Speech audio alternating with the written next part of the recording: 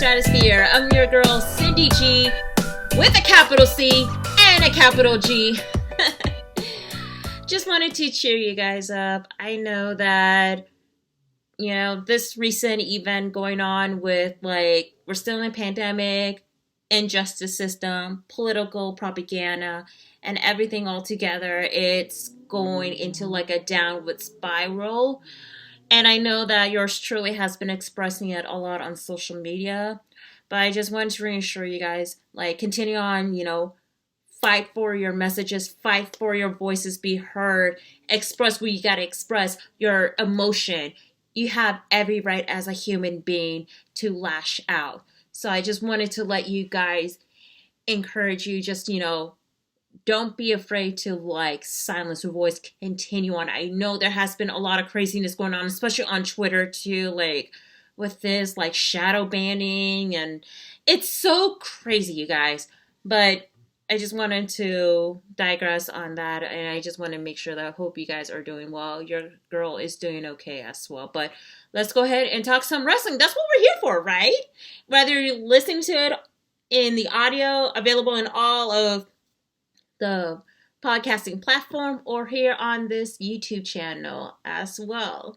So you guys, on today's episode, results from past independent wrestling show, a quick 2-minute insight of another AEW Heel event that I've attended, recap for New Japan Pro Wrestling Strong, and recap from Impact Wrestling, because it is a pretty eventful episode, especially the title of this episode, Cameo with a C.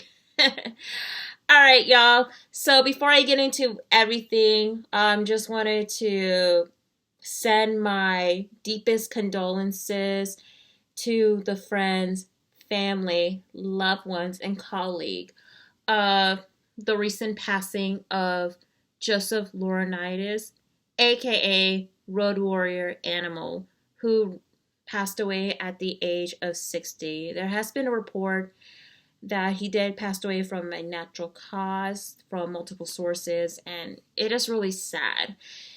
He won so many tag team titles. He wrestles all over alongside the late Road Warrior Hawk.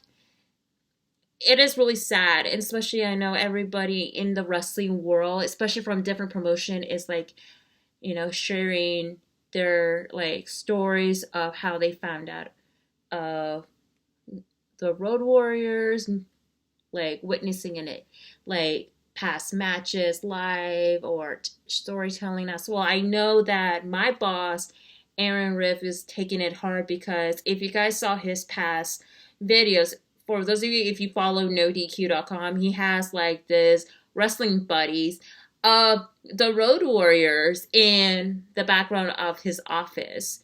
So it is a really sad news to tell. So may he rest in peace. And again, my condolences goes out to his family, including John Laurinaitis, friends, loved ones, and colleague. May he rest in peace.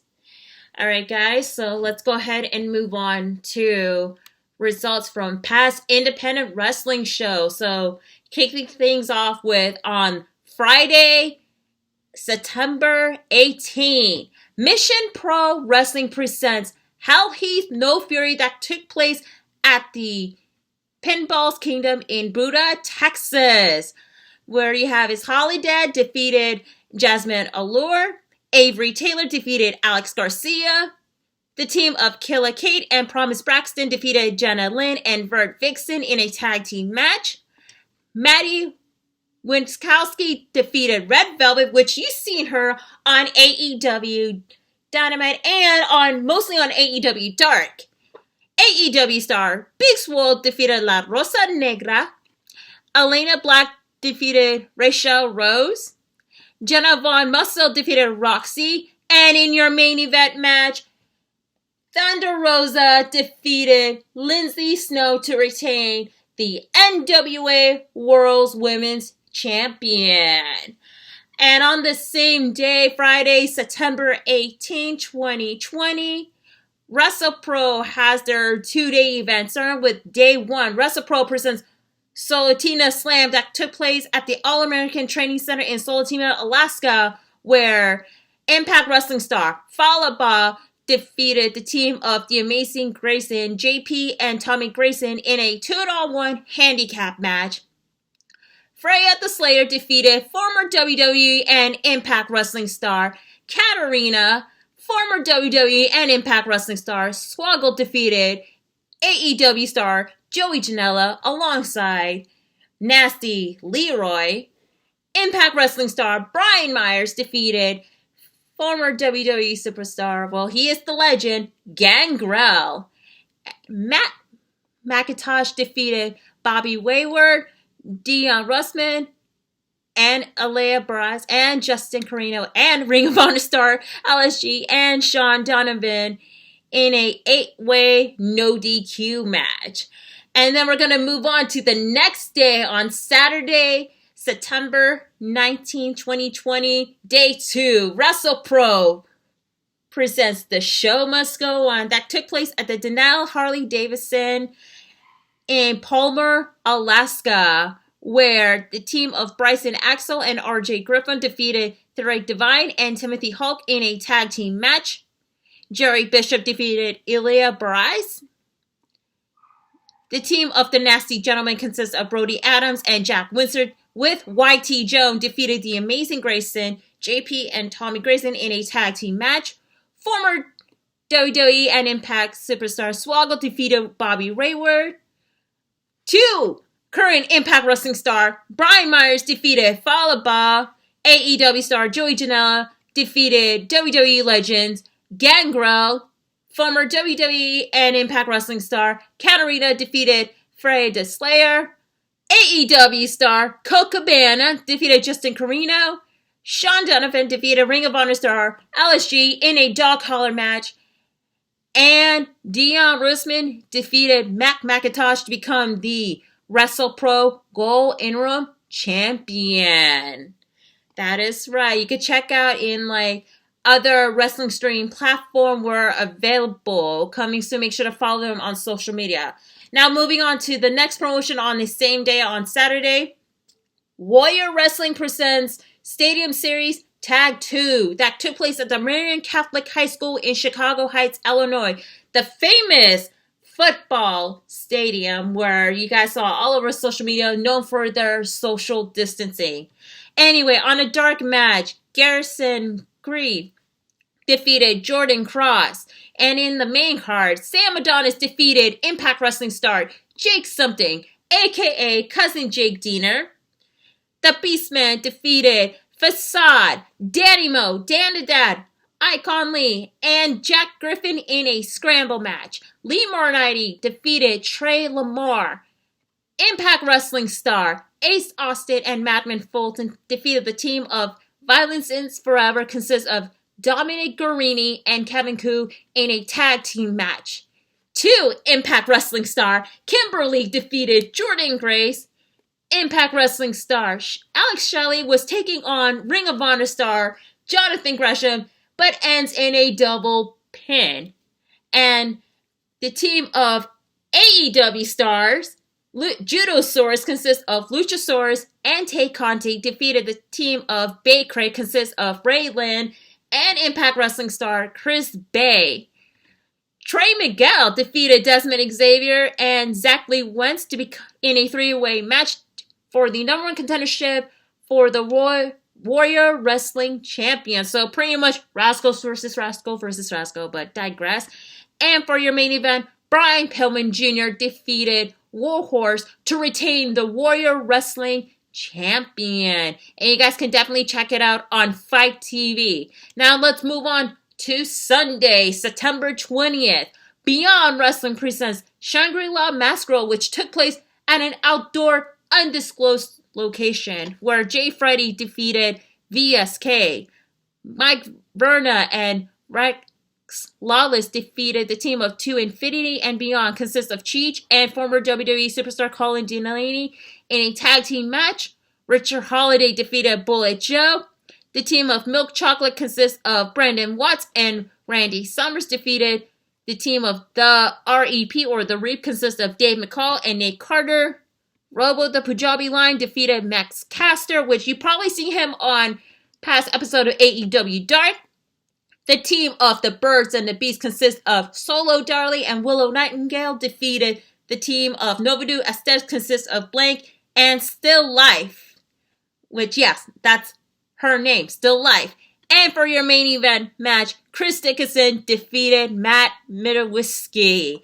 And now on the same day, we're going to be going up north. New School Wrestling presents Oops, We Did It Again. That took place at the Knights of Columbus outside in Hamilton, Ontario, Canada, where the team of the Space Pirates consists of Shane Saber and Space Monkey defeated the team of Airstrike consists of Tyler Arrow and Mike Fortin. Jeff Black defeated Corey Stone. Johnny DeLuca defeated Jax Williams.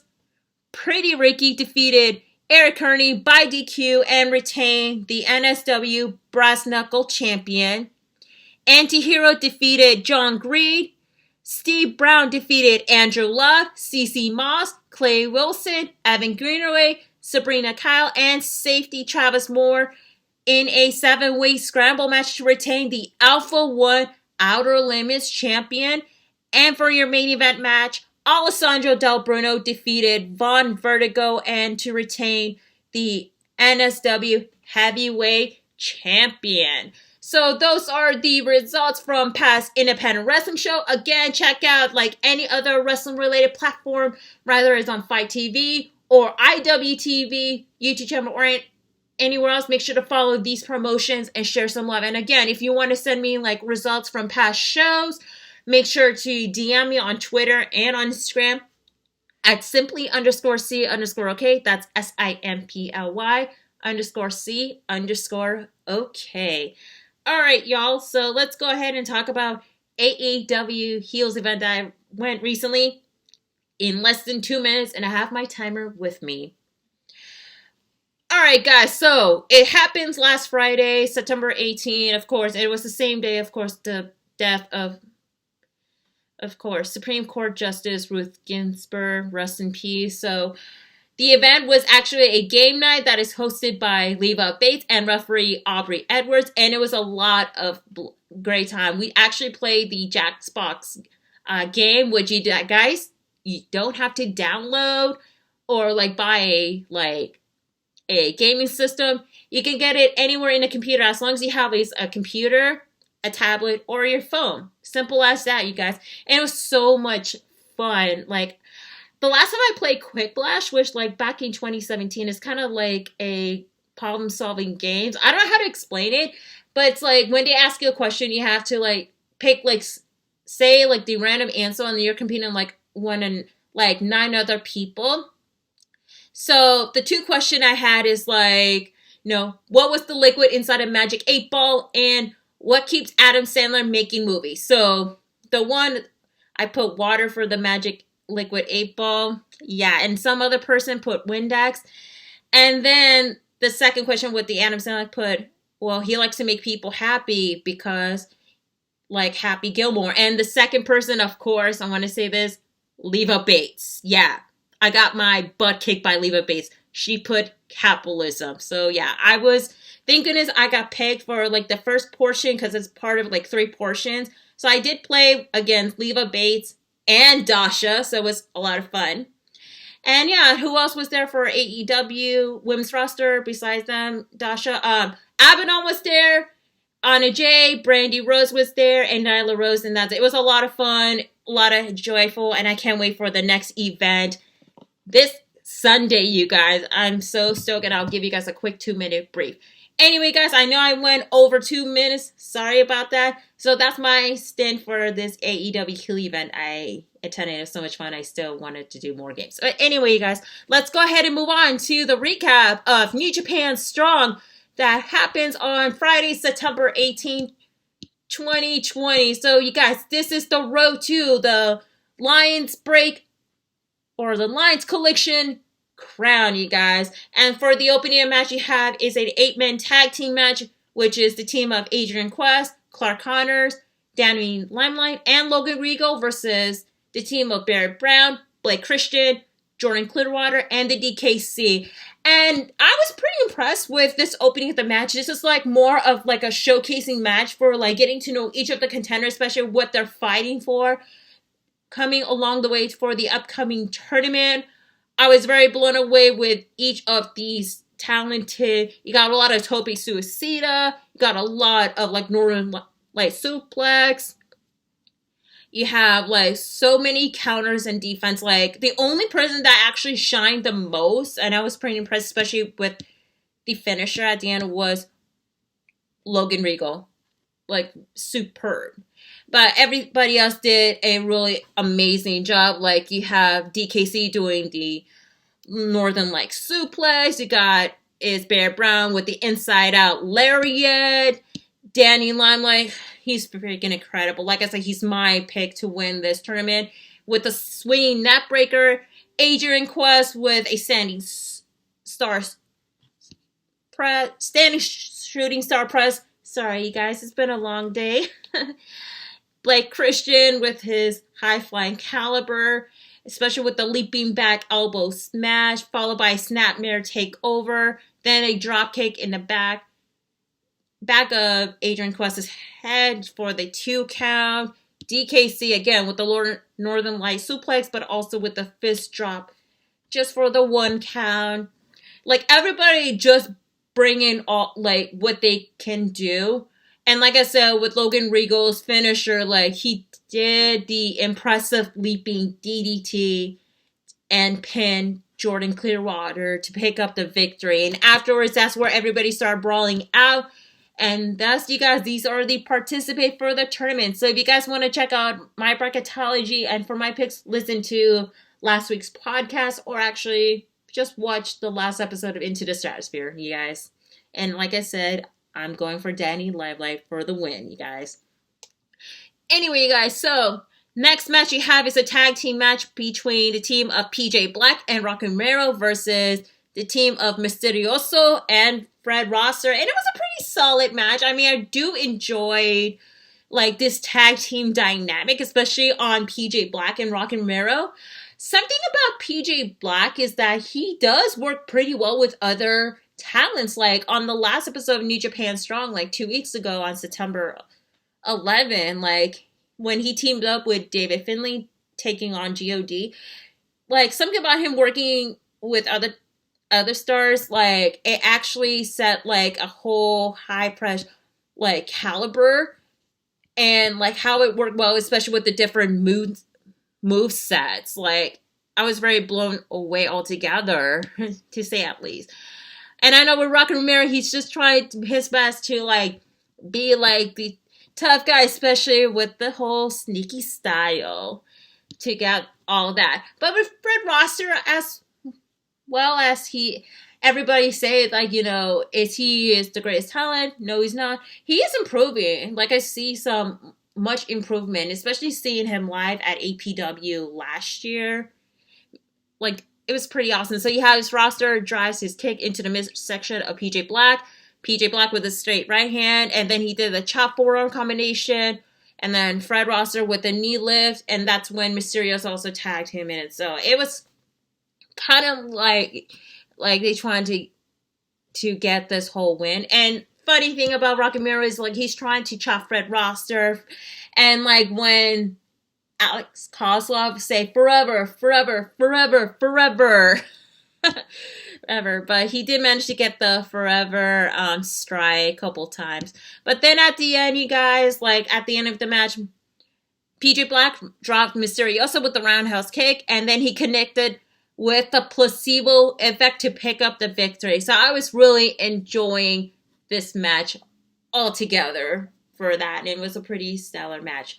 And now for your main event match, you have is the team of ACH and Alex Zane, which I should call them Team GCW because they both wrestle in GCW, versus the team of God. I was kind of like expecting a bit more from this main event match, but you know, it's like more of like a kind of like a ruthless like match altogether. You have God, you know, being the usual trash talking, like, you know, tough guys, especially with ACA showing his athleticism, showing like his test of strength, especially like how he can like figure out what God is doing, especially with Tonga Loa too. Like he was like helping out, like trying to play some mind games to them. But yeah, so anyway, so Alex Zane with the combination former strike, and then Tonga Loa kicks Zane in the gut, followed by Zane whips Loa into the red turnbuckle pad, and then Zane with the running forearm smash, and of course tag in ACH. ACH off the ring, and then of course the usual brawl going on with those teams too. And I wanted to point out real quick, every time Alex Kozlov talk about like anybody's color hair, like whether it's PJ Black or Alex Zane, he mentions the Baja Blast from Taco Bell or any Taco Bell references. This is the second time ever that Alex Kozlov is mentioning Taco Bell from this week and from the last 2 weeks ago. Like, I just wish that Taco Bell would have sponsored New Japan Pro Wrestling USA. That's gonna get some more recognition and more like pretty much like notoriety too. But hey, I'm all for it, even though I'm kind of like a bit hungry for some Taco Bell because I haven't eaten dinner yet. But I'm just saying, y'all. But yeah, so anyway, guys, Zayn ducks with a clothesline from Tamatonga, and then with the 2 enziguri, and then kick Tamatonga in the guts. And then you have it's ACH ducks the clothesline from Tonga Loa, and then he did the step up enziguri, and then ducks through the clothesline from Tonga Loa. It's really amazing, you guys. Like, I was very blown away. But then at the end, of course, God being the tough guys, where Tamatonga pulls ACH out of the ring while Loa did the power slams to Zayn in midair for a triple A 2 for double A 2 count, and then he did use his signature finisher called the Ape S word, which I'm not gonna say the bad word because I don't want to get in trouble from the boss man himself. Well, my dear friend Philip. Hope you're doing well, Philip. I saw your Instagram story, but hope you did good. Anyway, so Tonga Loa with the Ape SHIT to pick up the victory. So God won this match, and overall I was pretty impressed with the road to the Lions Break Crown or Lions Collision Crown. Lions Break Crown, that's the name of it. So yeah, you guys, so for my thumbs up, thumbs down grade, so I was really impressed with these matches altogether. The main event match was kind of like starting slow. It's kind of like a lot of mind games and trash talking, but then at the end it kind of like pick things up. For my thumbs up, thumbs down, 2 thumbs up. I was really blown away, and I'm so hyped for this Friday's tournament. I cannot wait to cover you guys about it too. And I just want to a quick reminder, you guys, I know the G1 Climax is happening. I'm going to be saving my thoughts about the G1 Climax when it goes towards the end of the final, so I can give you guys my overall thoughts and opinion. Maybe I'll be doing like a special episode with the recap of the G1 Climax. I'm not sure what's going to be happening with the English commentary because right now they're still doing it on delay, but if they're going to go in the finals, just like at Jingu Stadium, they can do it like on a live feed. That's going to make it more helpful for my end, especially for helping just to do the recap all together. Anyway, guys, so before we're going to go into the recap for Impact Wrestling, let's go ahead and take a quick commercial break, and we're going to hear from Brandon from Curveballs and Chair Shots. What's up, everyone? It's Brandon. If you love sports and wrestling like I do, then check out my other podcast, Curveballs and Chair Shots. Every Friday, me and my illustrious co-host Dominic Hobson talk the biggest news from the MLB, NFL, NBA, and so much more. We also cover some things we don't talk about here on the Bulletcast, including a weekly NXT recap. You can listen to Curveballs and Chair Shots wherever you get your podcast. Just simply search Curveballs and Chair Shots. Now let's get back to the show. All right, guys, we are back, and I took some couple breathers here and there. Anyway, guys, so let's go ahead and recap from last week's episode, not last week, last day, whatever, past episode of Impact Wrestling that took place on Tuesday, September 22nd. So, for the opening of the match, you went straight ahead. It's a triple threat number one contendership match for the X Division Championship, which is Chris Bay versus Trey Miguel versus TJP. I just wanted to say this. I know that Trey Miguel has been doing a lot of singles competition these past episodes of Impact Wrestling. The only thing I feel that what he needs is he needs his own entrance music. He comes out to the Rascals entrance theme, but I feel because like he hasn't even done like a 6-man tag match or any tag team match alongside with Dez or Zachary Wentz, I feel that with Trey Miguel, he need to have his own theme. Just like in AEW, Orange Cassidy has his own theme now, even though he's still part of Best Friend. Scorpio Sky has his own theme, but he's still part of SCU. So I feel that, you know, with like when it comes to like if you're part of a stable, but if you're doing more of like a singles competition, you need to have your own theme, and that needs to draw more. So I feel that Trey Miguel needs to have his own theme. And yeah. Anyway, so that match was pretty mind-blowing. Right when before the bell ring, Rohit Raju came out and he has his full gear ready. And I was like, that's interesting. He has his gear ready. So he's going to be having a match right after. That was like my whole thought process. Because I know it's kind of like a developing of a storyline for what's going to lead up to like with the whole X Division altogether. But yeah, so anyway, it was a lot of like high flying caliber, a lot of like moonsaults 450 splash, tope suicida. It's really incredible. And then you have like most memorable moments is like where you have TJP did a double sharpshooter, and while he was doing a double sharpshooter, he did modify the camel clutch to Chris Bay while still in a sharpshooter position for Trey and Chris Bay. That was like pretty impressive, even though with TJP, different story. But anyway, it was pretty incredible altogether with this match. And so then TJP did transition into the Muda lock until like Chris Bay did break out of the hole, and then he did the running double foot stomp.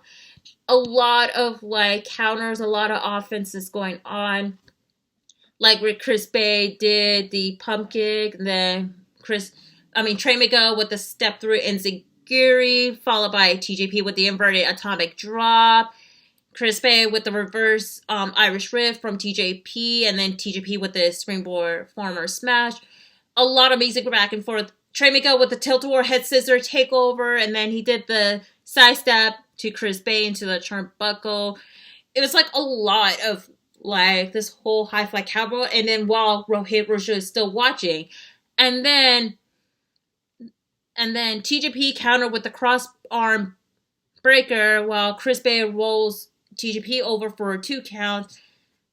TJP applies the knee bar until Trey Miguel went up, and then he did the Fresh Prince of Mid-Air finisher, which is the flying Meteora to pick up the victory. So Trey Miguel is the number one contender for the X Division title, and it was pretty impressive. But right after the match, Rohit Raju did enter the ring, and he won the match, and there it is.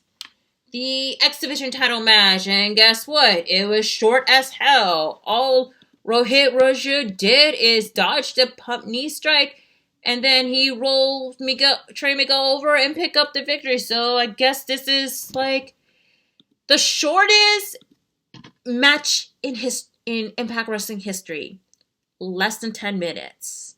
Yeah, not less than 10 minutes, less than 10 seconds. Like, seriously, I feel this match ended in like 7 seconds. I think this is like the shortest match in Impact Wrestling history as far as I know. But if you guys know which match is the shortest match in Impact/TNA history, just let your girl know. Because this is the first time I've ever seen like a shortest match in this caliber. But overall, this X Division match was a very hot opener. I wish it would be put on like later on in the episode, but oh well, it is what it is.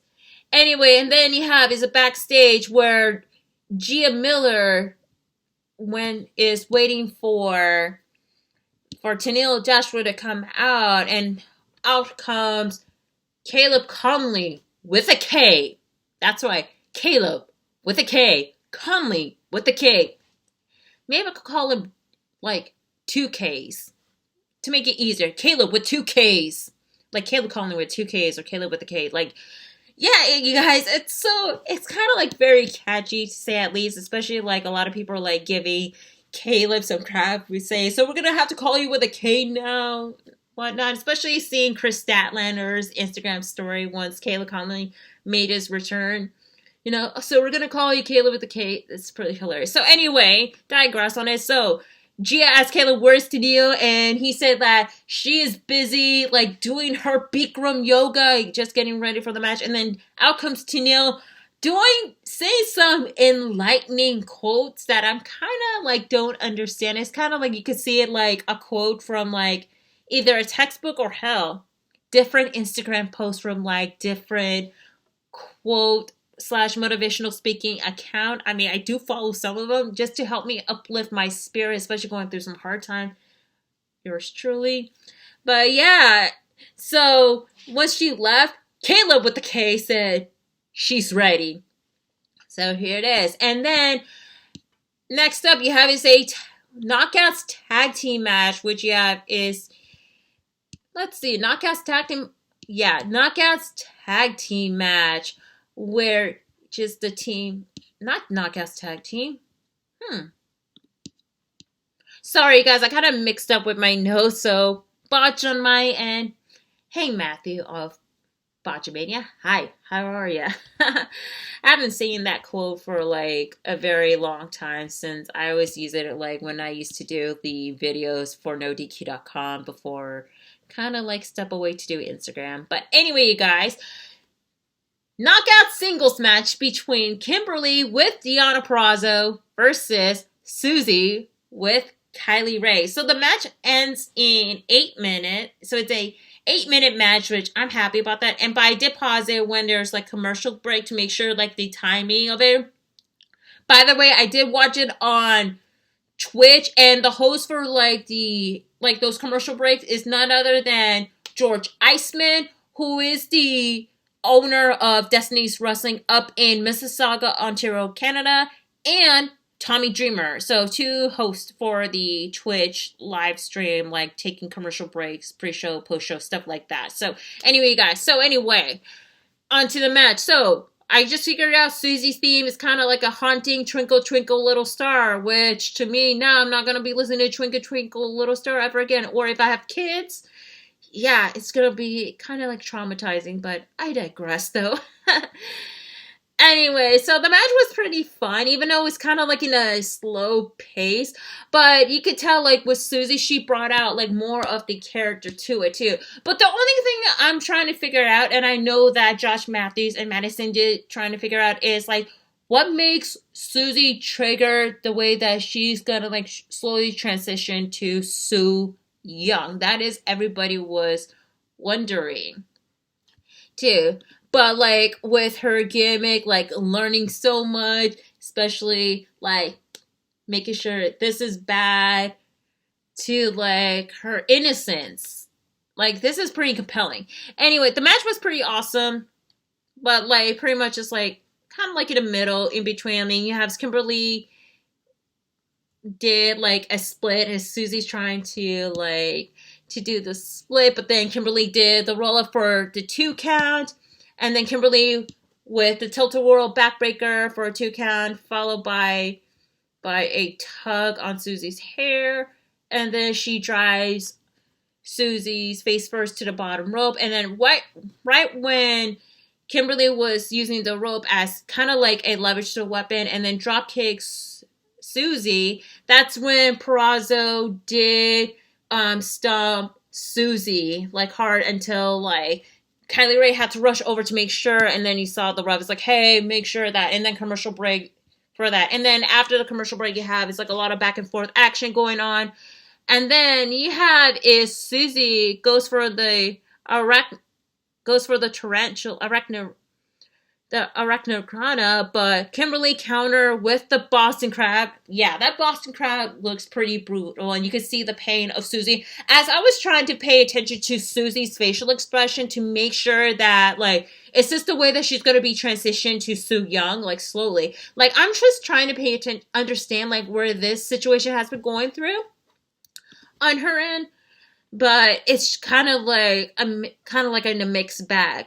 So Susie grabbed the bottom rope with a forced break, and then Kimberly with the two mid kicks. A lot of back and forth. Susie with the monkey flip, followed by a chop slash palm strike combo, kind of like a slow transition to a Soo Young moveset, but she's still Susie. So Susie with the fist press, and then she transitioned into kind of like a pound attack from Kimberly. So many back and forth, and then Kimberly did the power bomb to Susie for a 2 count, and then of course Kimberly with on the top turnbuckle as Susie did kind of like about to do an attempted arachnid, but of course Deonna Purrazzo was trying to interview, and then she was about to punch Susie. That's when you this is like one of the triggers that I kind of noticed, like, if an opponent kind of like strikes Susie hard, she will go into like a transition. That's when you notice that Susie with the panic switch, and she picked up the victory. So you could tell, like, she was like a bit of it, and then Kylie Rae did rush over just to like say, Susie, you won, you did it, you won. And of course, afterwards, Deonna Purrazzo, of course, made a surprise attack to Susie, and that's when Kylie Rae was trying to make it save, but then like Deonna Purrazzo kind of like knocked her over a bit, and then that's when Purrazzo did apply the Fujiwara armbar to Susie until Kylie Rae with the Kylie special super kick to Purrazzo, and then dump her out of the ring. And that's when Kylie Rae cut a promo saying that, you think you're a bigger bully, Deonna Purrazzo, and she wanted to issue a challenge. Especially Kylie Rae is the number one contendership for the Knockouts title, so that's right. She announced that she wanted to have a match against Deonna Purrazzo for the title at Bound for Glory. So it has been confirmed the match has been happening for Bound for Glory, another match. So 2 matches has been confirmed for this upcoming pay-per-view next month. Anyway, guys, so let's go ahead and move on to the next segment. Of course, the promo that we've been all talking about. That's right. The campaign for Heath, name reacted, to get signed to Impact Wrestling. It's so funny. I really enjoy this promo. I think this is one of the best Heath promo he done in a while, especially it's so hokey, but it's pure entertainment. You have the sign saying, I'm Heath, but I can't use my last name because I don't want to get sued from a $1 billion company. It's so funny. They kind of took a jab a bit from WWE. I know they did reference the brass ring situation, which I know that's one of Philip's pet peeve, the whole brass ring situation, which if you listen to past recaps from AEW Dynamite, yeah, this is kind of like a little bit similar to it too, but he actually did a really impressive job, like, giving his, like, why he wanted to be signed to Impact Wrestling, how he's been in the industry for so many years, and plus he has his 2 daughters, his real life daughters, making a plea, and then you have his Rhino making the appearance as his real name, middle name, Rhinosaurus. It's kind of remind me of a bit of like, a certain dinosaur from another company.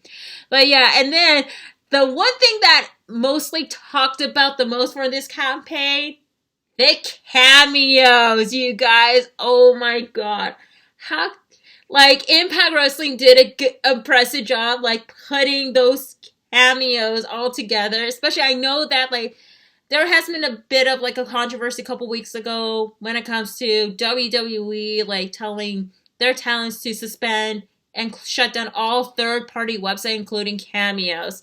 So the cameos they included to like make sure to endorse Heath, of course. David Hasselhoff. You guys remember him from Baywatch and Knight Rider?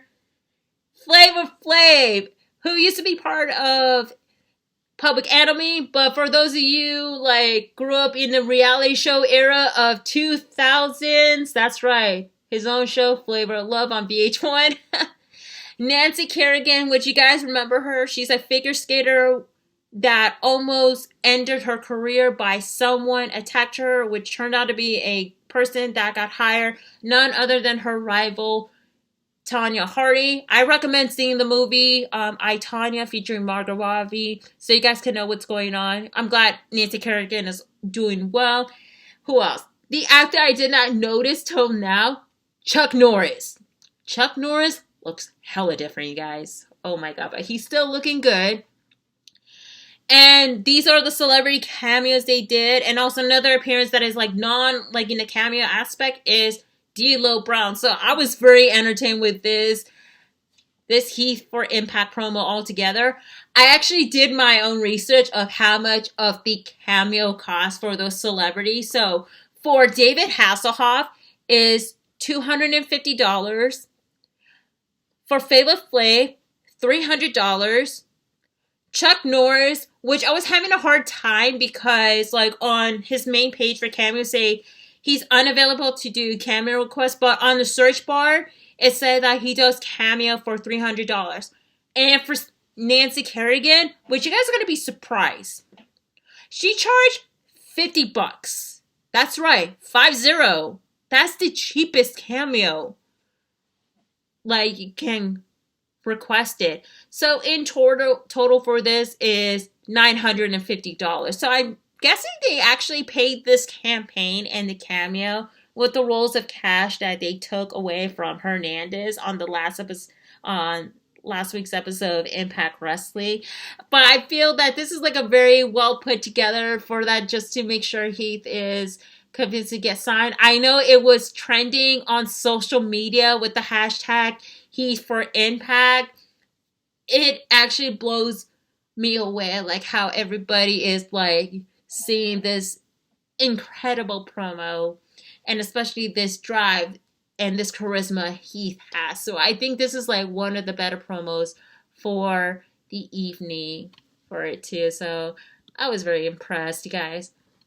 Anyway, so after that you have is the backstage segment with the Rascals confronting the Motor City Machine Guns and the Good Brothers, talking about like the whole tag team situation, but that's not important. And then you have is a promo. Let's see.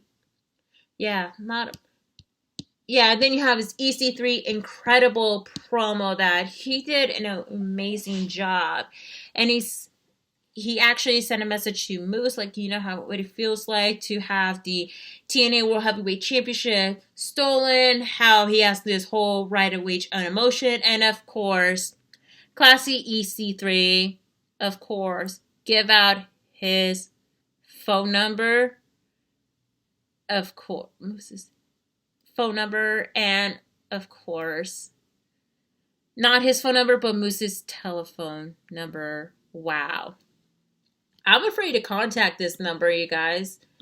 Like, I think it's like one of those block calls or like a calls you can get, like, you know, from those celebrity website. But it was pretty much another continuing controlling the narrative promos from EC3 altogether. But yeah. Anyway, you guys, so next up you have is this, let's see. You have is Rosemary and Taya. As Taya asked Rosemary where was she? And then that's when Rosemary's like, she was unconscious because of what Havoc did to her. And of course, Taya has to like deal with Tasha Steele and Kiera Hogan. So they made a promise that they'll help each other out, especially taking out those tag teams. So the match has been announced for next week that Taya and Rosemary will be taking on Havoc and Nevaeh. And, you know, the week after that, you will be seeing them taking on Tasha Steele and Kiera Hogan.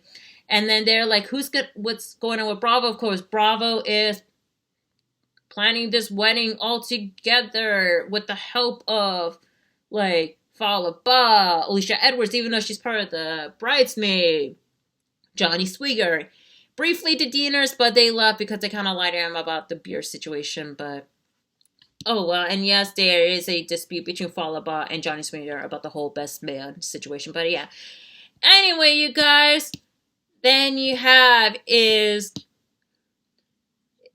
let's see, then you have, it's supposed to be a singles action for Cody Deaner, but nope, he got attacked by none other than Eric Young. Guys, I hate to be a negative Nancy, but I was even feeling this whole EY attacking like Cody Deaner, especially for like longer than 2 minutes. I feel it's kind of like a bit dragged. So I understand that EY is the world class maniac, but I expected a little bit more to at least, because they're taking longer to like him, like not only beating up not Cody Deaner, but also cousin Jake Deaner too. And especially he did like Spike Pile Driver to Cody, Spike Pile Driver to Jake Deaner. And you could hear the commotion like from commentary. Like I was kind of starting to get like a little bit like, let's just say, tuned out from this, until you have Scott D'Amore coming up 5 minutes later, and is trying to break a hole, and then lo and behold, made a surprise return, Mr. Anything Possible, Eddie Edwards, you guys, making a save. And of course, that's when it's like in a backstage between Eddie Edwards and Scott D'Amore that he wanted to challenge EY for the title, how much like he ruined his life and all that, and even though Scott D'Amore was trying to calm him down. So yeah, that was kind of like my not so favorite segment, but yeah. Anyway, guys, we're gonna go ahead and take a quick commercial break. We're gonna be hearing from Philip from Chicle TV. Hey, what's going on, guys? Philip here. Look, there are so many channels out there on YouTube that do pranks and challenges and funny videos like That Just Happened TV, Nelk, and Love Live Serve. But why don't you look up Chicle TV? Yes, Chicle TV. Chikle TV. It is a channel I started with my buddy Vinny a couple years ago, and we've done wrestling finishers in public. He's done eating challenges. We've done pranks to people. It's a whole lot of fun. When you go to YouTube, it is the thumbnail with the guy blowing the bubble. It says Chicle TV right in the bubble. And look, just sit down, relax, hop on YouTube, look up Chicle TV, and ooh, a little bit of the bubbly. Crack open a little bit of the bubbly. Yes, ladies and gentlemen, Chicle TV. Like, share, subscribe. It is the freshest channel on YouTube. Alright, you guys, we are back. And of course, the next match, it's like a match that I wasn't even like, kind of like not too, like in like in a mixed bag, which is Rob Van Dam with Katie Forbes versus Sami Callihan. And the kicker is, if Rob Van Dam win the match, Katie Forbes will have 5 minutes along with Sami Callihan, pretty much beating the crap out of Sami. Not much to say. I mean, it's a lot of like the same rematch we saw like past episode of Impact Wrestling. And, Katie Forbes being Katie Forbes, like, twerking along the way. But the funny thing is that when Rob and Katie were about to enter the ring doing their usual PDA, Katie twerking along, cut to the music to Sami Callihan's theme. And right when he did his poses, that's when Rob Van Dam immediately attacked Sami. So it is a pretty, like, interesting match. Kind of not too much, but RVD doing a camel clutch to Sami Callihan is like one of the coolest thing I've seen. And then Callihan with the DDT for the 2 count. And then, of course, Katie Forbes, spraying her lovely brace, because I know she got to get ready to beat the crap out of Sami Callihan. While RVD was trying to break the hold from Sami Callihan.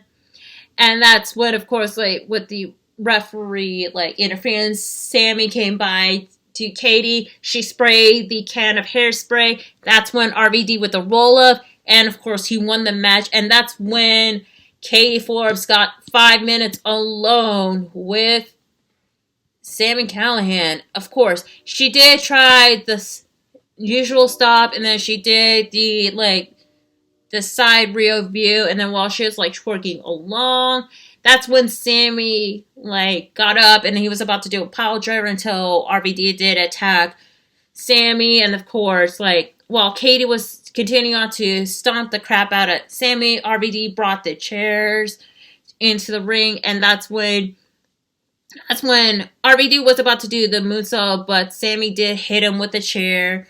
And of course, once RVD is unconscious, that's when that Sammy did like grab Katie, thumbs up, thumbs out.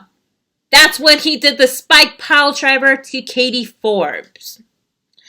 Yeah, you guys, I mean, like I said, we're not going to be seeing the last out of them. They're still going to continue on with their feud. I know this is going to be like one of those build-ups leading up to Bound for Glory, or unless an event that's going to be taking place, which I'm going to be getting to that in just a moment after like doing the recap. Anyway, you guys, backstage segment with Ace Austin, Madman Fulton, and the North confronting each other, blaming each other for what happened during the 8-man tag team match, putting on blame on one another, of course, but it's all good. And we're going to be moving on to the main event match, which is Jordynne Grace versus the returning Tennille Dashwood with Caleb Conley with the 2 Ks. So Caleb Conley came out, and of course he did the introduction to Miss All About Her, Tennille Dashwood, looking lovely as ever. The main event match, honestly, it should have been a main event. I feel that match should be second to last of the match because I feel it's kind of like a bit dragged out a bit. Don't get me wrong. The match was 9 minutes, which I had to pause the commercial break, you guys. So that way I don't want to miscalculate the time. So like I said, almost 9 minutes. She did a pretty decent job, especially this is her first time back. I know that she has like a bit of a ring rust going on since Dashwood hasn't even wrestled for like a couple months because of the, what she's been going through with the medical condition, also the pandemic. And yeah, you guys. So Tennille Dashwood pulls Grace out of the ring, and that's when she putting the boots to Jordynne Grace, and then she did stand in the back of Jordynne Grace's head, and then she did the hammer down on the back of Grace's head. So pretty much a lot of network going on between her and Jordynne Grace. Like a lot of back and forth counter for that. And that's when Tennille Dashwood goes for the vertical suplex, but of course Jordynne Grace did block it, and when Dashwood was trying to do a forward smash, Jordynne Grace with the running elbow smash, and then goes for a body slam, like a brutal body slam, like dang. But then again, Tennille Dashwood did counter with a reverse DDT for a 2 count, and then she tried to apply a straight jacket hold, but Jordynne Grace did kick Tennille in the face. And of course, so many back and forth until Grace did the clubbing lariat, and then she drops Dashwood with 2 shoulder tackles, and then she hit her with the Michinoku driver for a 2 count. I was pretty impressed. Jordynne Grace usually do the Grace driver, but the Michinoku driver she did was pretty spot on. I know there has been a bit of a debate going on of that looks kind of safety because of the landing of what Tennille did, but I'm glad she did okay overall.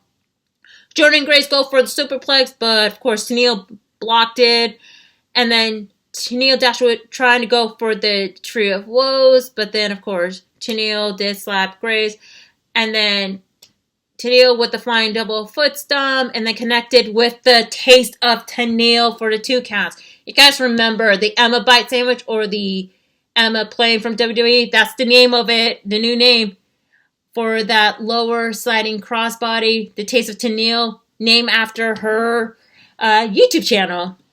So, Jordynne Grace was about to do the Grace driver until Caleb Conley got up in the ring, and there was a referee just because Caleb with the K wanted to take pictures, get the finishing shots. I know I'm kind of implementing what he's doing, trying to get the impressive shots, but then Jordynne confronting Conley with a K, and then he got down until like Tennille did kind of like do like a roll up, but then nope, she actually did the spotlight and pick up the victory. That is right. Tennille Dashwood actually won clean. Like, I'm very impressed with no dirty finish, like, you know, with a roll up or like a dirty pin, like she did it in a clean finish. So overall, pretty solid main event match, even though it was like kind of like in a mixed bag altogether. Like, if I would have put the match in order, have that in a second match, the opening of the match should be like something else, just saying, and then have like the X Division match like in the main event, but just me. So anyway, you guys, so next week of Impact Wrestling, Johnny Swinger versus Fallah Bahh. Winner get to be John E. Bravo's best man. Then you have the Knockouts tag team match between Taya Valkyrie and Rosemary versus Havoc and Nevaeh. Then you have another tag team match between the Rascals versus the Good Brothers. And another tag team match, Madman Fulton and Ace Austin versus the North.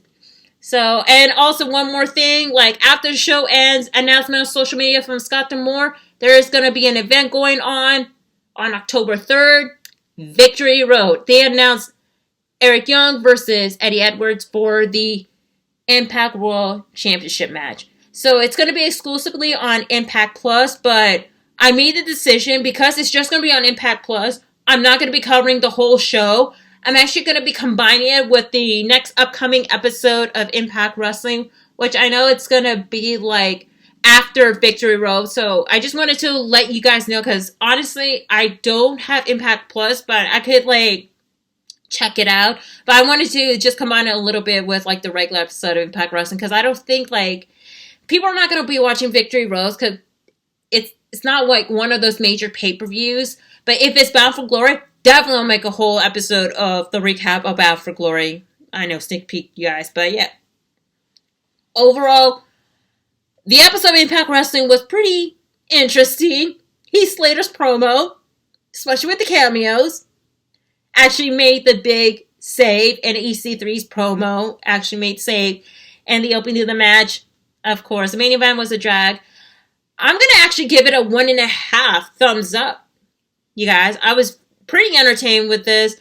Matches, I don't care, like the Rob Van Dam, Sami Callihan situation, the main event. The Eric Young attacking the Deaners, like longer than 5 minutes, it actually kind of throws me off, but that's just me, you guys.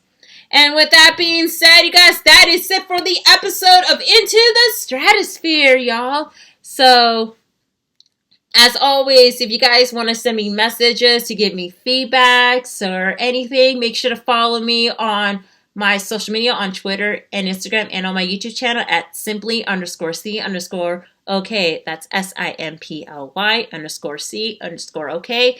Make sure to follow the Bulletcast. I know there's going to be a couple episodes that's going to be dropping like from recaps. I think they did a prediction for Clash of Champions, which good luck, Philip and Brandon. I hope you guys get your titles taken away from Baby Huey because he's still the champion.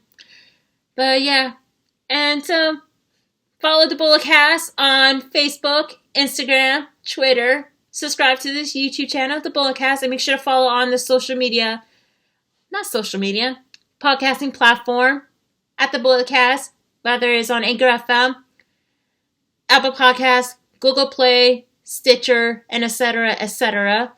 And do not forget, you guys, make sure to wash your hands 20 or 30 seconds. Practice social distancing. Please wear your mask or any face covering at all time. No excuses. And remember, no matter what, you guys, please be kind to one another. We're all in this together. Until then, I'll see you on the next episode of Into the Stratusphere. Cheers, y'all.